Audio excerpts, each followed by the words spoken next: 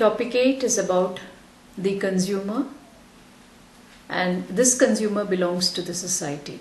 So we have to have a very clear picture about the consumer and the ethical behavior of an organization. At the end of this particular topic, the students will be able to understand this relationship. Also, the dependence effect of business-consumer relationship, analyze the moral evaluation of sales practices, understand the markets and consumer protection, and to go about explain due care theory. A corporation is not a standalone. It is dependent on society in which it exists. Society is a group of individuals called consumers and the environment that it surrounds it. The very survival of a business organization is due to the support given by the consumers. Once this support diminishes, the organization will cease to exist and will be driven out of the market. This basic understanding is there with all corporations, and they recognize and appreciate the consumer behavior and modify themselves to the expectations. Many people believe that consumers automatically will be protected from injury by the operations of free and competitive markets, and that neither government nor the business people have to take special steps to deal with these issues. But this proves to be wrong. Looking into the everyday news of people meeting up with injury and deaths due to product lacking quality standards, therefore social organizations and consumer bodies are the order of the day, voicing against the exploitation of consumers and violating the contractual relationship between the buyer and the seller. Today we see many new products introduced and existing products improvised. There are features in the market, and all because of the maxim survival of the fittest. Mere marketing techniques can create new opportunities, but ethical practices will provide reputations and image builders for the products and organizations for long-lasting impressions. It has to be recognized that businesses and consumers have eternal relationships to the extent of a dependence effect between them. Identify unethical sales practices adopted by organizations so as to discourage them by not giving the patronage, and apply due care in the manufacturing process and provide defect-free products to consumers with no compromise on quality and cost. Now let us set a relationship between business and the consumer. Consumers are one of business's most important constituencies, literally essential for survival. In a free market economy, the relationship between the consumer and the business is of a mutually beneficial one. Sellers survive if products sold are safe and reasonably priced. This free market system exists with two conditions. The first condition is that the consumer receives adequate information and there is no deception. The second condition says that the consumer is free to choose what he wants to buy. Actually, this is not the real situation. Advertisements are being accused of not only failing to inform the public, but also of creating needs and desires the consumer otherwise would not have had. The consumer is not the king, but the pawn. John K. Gilbreth argues that advertising is manipulative. It is the creation of desires in consumers for the sole purpose of absorbing industrial output. He identifies two kinds of desires. One that has a physical basis, such as a desire for food and shelter, and secondly, psychological in origin, such as individual desires for goods that give him a sense of personal achievement, promise, social acceptability, or are otherwise psychologically rewarding.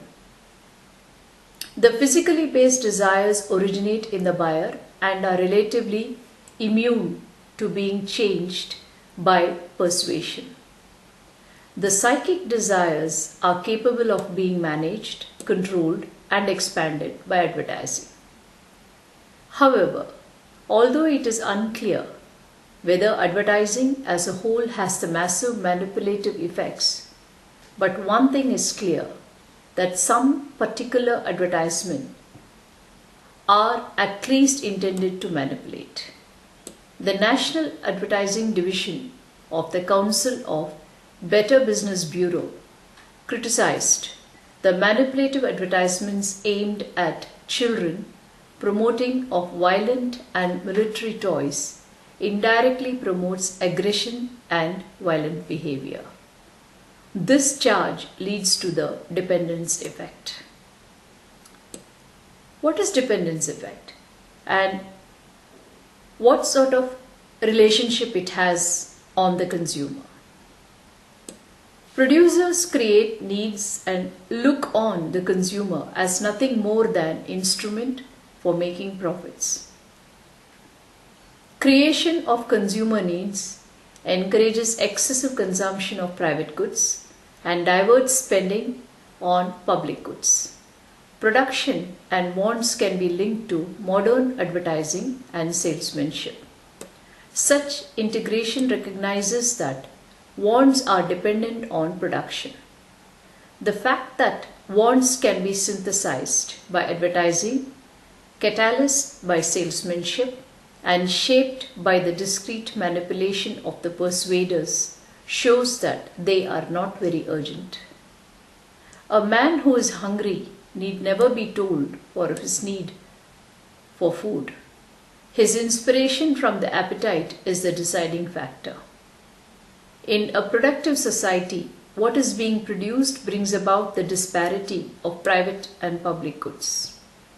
Hence, failure to keep public services in minimal relation to private production and use of goods is a cause of social disorder or impairs economic performance. A community will be better rewarded by buying better schools or better parks or buying bigger cars.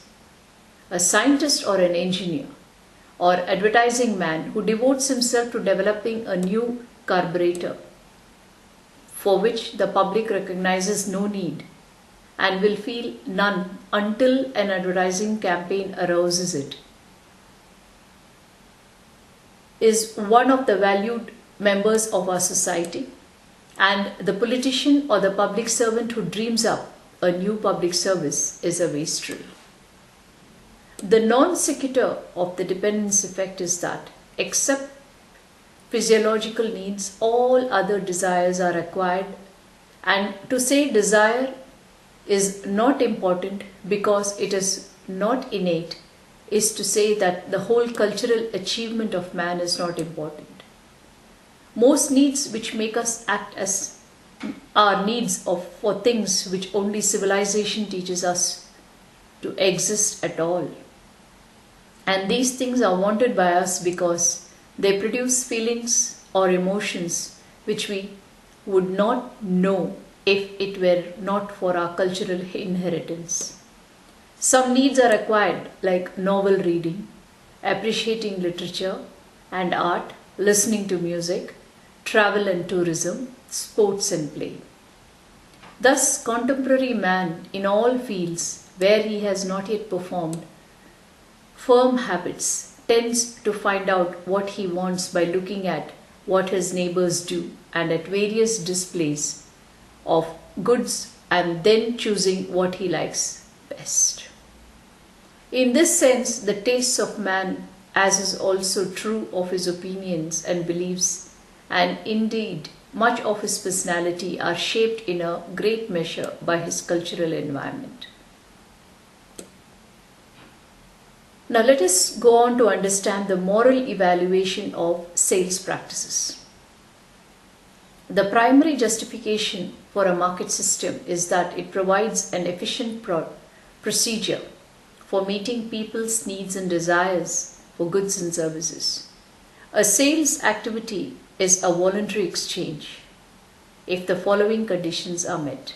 Both the buyer and the seller understand what they are giving up and what they are receiving in return. Neither the buyer nor the seller is compelled to enter into the exchange as a result of coercion, severely restricted alternatives, or other constraints on the ability to choose. Both buyer and seller are able at the time of exchange to make rational judgments about its costs and benefits. With these conditions met, the salesperson has a primary duty towards consumers to avoid undermining the conditions of acceptable exchange. Let us now understand markets and consumer protection. People are exposed daily to high levels of risks from the use of consumer products. Consumers also bear the costs of deceptive selling practices, of shoddy product construction, of products that immediately break down, and of warranties that are not honored. Consumers are also bombarded daily by an endless series of advertisements urging them to buy certain products. In the market approach to consumer protection, consumer safety is seen as a good that is most efficiently provided through the mechanism of the free market, whereby sellers must respond to consumer demands. Thus, market ensures that producers respond adequately to consumers' desires for safety. Government interference would increase the prices, and certain section of the society may be deprived of the usage of the product. We have to have a clear understanding of the free markets. So, let us identify the characteristic features of a free market. There are numerous buyers and sellers. Everyone can freely enter and exit the market. Everyone has full and perfect information. All goods in the market are exactly similar. There are no external costs. All buyers and sellers are rational utility maximizers. And finally, the market is unregulated. So, what is the criticism for this market approach? The point that consumers have full knowledge of information, if true, then only a market is efficient. The point that all buyers are rational utility maximizers is only an estimate, as the products that are bought may not function as per requirement. For certain products that are sold through monopolies, this rule cannot be applied. In consumer safety market, forces alone cannot protect consumers. Legal and government protection is also required. Consumers are to be partly blamed due to careless use of the products. Injuries are also caused due to flaws in product designs or manufacturing and process defects. Here, the producer should correctly inform the consumer of the safe use of the products and the precautions to be taken. The relationship between a business firm and its customers is essentially a contractual relationship, and the firm's moral duties to the consumer are those created by his contractual relationship. Some basic duties would be as follows: complying with the terms of the sales contract, disclosing the nature of the product, avoiding misrepresentation, avoiding the use of duress and undue influence. By acting in response to these duties, a business respects the right of consumers to be treated as free and equal persons, in accordance with their right to be treated only as they have been freely consented to be treated. So, what is Duquet theory? This theory of the manufacturer's duties to consumers is based on the idea that consumers and sellers do not meet as equals, and that the consumer's interests are particularly vulnerable to being harmed by the manufacturer, who has knowledge and an expertise that the consumers do not have. Caveat emptor, meaning let the buyer beware, is being replaced by caveat venditor, meaning let the seller beware. The most basic moral duty that a business firm owes to its customers is the duty to provide consumers with a product that lives up to their claims that are expressed or implied at the time of sale. The predetermined expectation is with respect to reliability, service life, maintainability, and safety. In general, the producer's responsibilities would extend to three areas: design, production, and information. There are also problems in due care theory. There is no clear method for determining which one has exercised enough due care. It assumes that the manufacturer can discover the risks that attend the use of a product before the consumer buys and uses it. To leave the decision to consumers to decide to buy less care products for less price. So with this we conclude this chapter 8, and we should be moving on to the next chapter, chapter 9, which is also related to society, and this chapter is about environment. Thank you.